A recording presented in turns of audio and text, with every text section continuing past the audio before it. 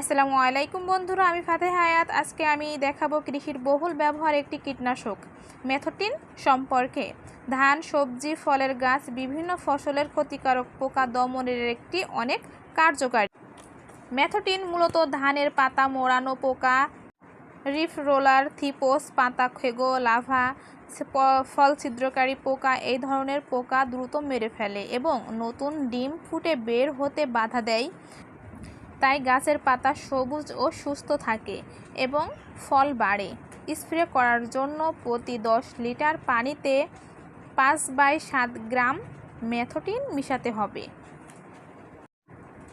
ধানের ক্ষেতে বা গাছে পোকা দেখা দিলে স্প্রে করতে হবে। প্রয়োজন হলে 7 থেকে 10 দিন পর দ্বিতীয়বার আবারও স্প্রে করতে হবে। সকাল বা বিকালে ঠান্ডার সময় স্প্রে করাটাই ভালো।